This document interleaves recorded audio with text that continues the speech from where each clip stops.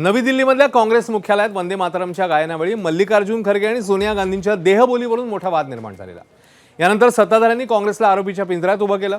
आता गोव्याच्या पणजीमध्येही काँग्रेसच्या कार्यक्रमात अर्धच वंदे मातरम गाण्यात आल्याचं समोर आलंय। विशेष म्हणजे इथेही काँग्रेस अध्यक्ष मल्लिकार्जुन खरगे उपस्थित होते।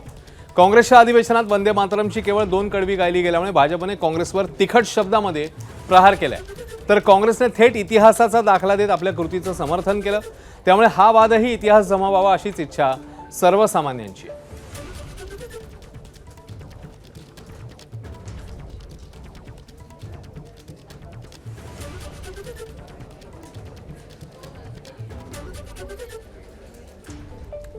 जो महात्मा गांधी जी वंदे मातरम गाते वही मैं गया, जो जवाहरलाल नेहरू गाए थे वही गा।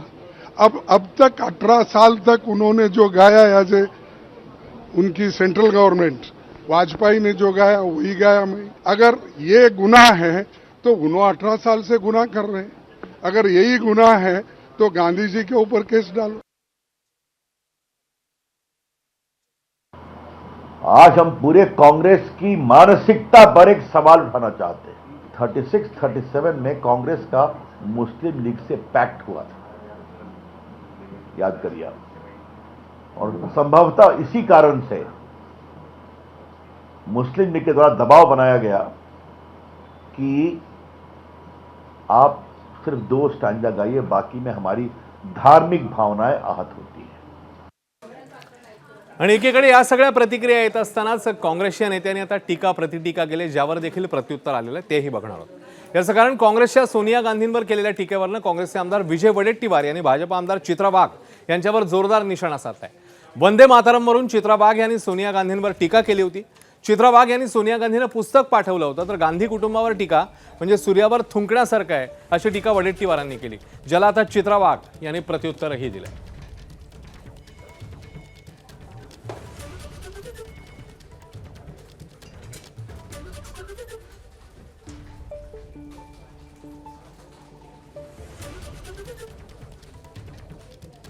काल वंदे मातरम गीत चालू असताना ज्या पद्धतीने तुम्ही खरगेजींशी त्या ठिकाणी बोलत होता, हा आपल्या राष्ट्रीय गीताचा अपमान आहे, आपल्या देशाचा अपमान आहे। आणि म्हणून मला असं सुचलं की हे पुस्तक आपल्याला पाठवावं, आपल्यापर्यंत जावं, यासाठी ही मी पुस्तक पाठवते। कारण फक्त गांधी नाव आपल्यामध्ये असल्याने त्या ठिकाणी देशभक्ती येत नाही, ती रगारगात असली पाहिजे, रगरगात असली पाहिजे।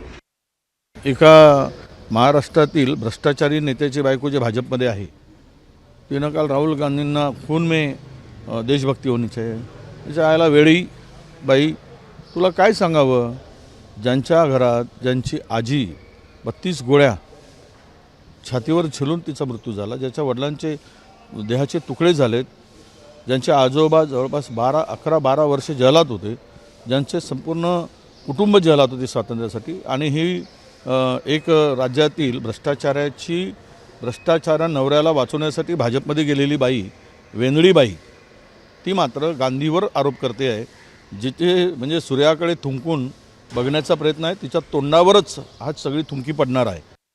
वंदे मातरमचा अपमान सहन न होणे जर वेडेपणा असेल तर होय, मी या देशाच्या सन्मानासाठी 100 वेळा वेडी व्हायला तयार आहे। माझ्या नवऱ्याला न्यायालयाने निर्दोष ठरवलंय, पण सोनिया गांधींच्या लाचारीत अडकलेल्या विजय वडेट्टीवार तुमच्या मानसिकतेला महाराष्ट्र कधीही माफ करणार नाही। सोनिया गांधींना वंदे मातरमचं पुस्तक मी पाठवलंय, आता तुम्हालाही भारतीय संविधानाची आणि न्यायालयाच्या निर्णयाची एक प्रत मी ते पाठवते, ती नीट वाचा आणि मगच तुमचं थोबाड त्या ठिकाणी उघडा। बातमी ठाण्यामधनं आहे। ठाण्यातल्या परिवहन विभागाच्या कार्यक्रमामध्ये चुकीचं वंदे मातरम लावल्यामुळे उपमुख्यमंत्री एकनाथ शिंदेंनी आयोजकांना समज दिली। मात्र आता विरोधकांनी आयोजकांसह परिवहन मंत्री प्रताप सरनाईक आणि एकनाथ शिंदेंवरही आरोपांच्या तोफा डागायला सुरुवात केली आहे।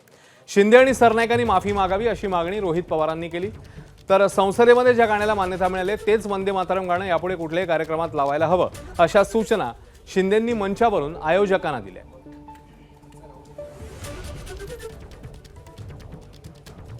एकनाथ शिंदे साहेबांनी खेद सुद्धा व्यक्त केलाय। बघा, संयोजक ज्या पद्धतीनं त्यांना जबाबदारी देण्यात आलेली होती, वंदे मातरम जनगण मन आणि महाराष्ट्र गीत हे आता आपल्या प्रत्येक शासकीय कार्यक्रमामध्ये आपण ती गीतं सादर करत होतो.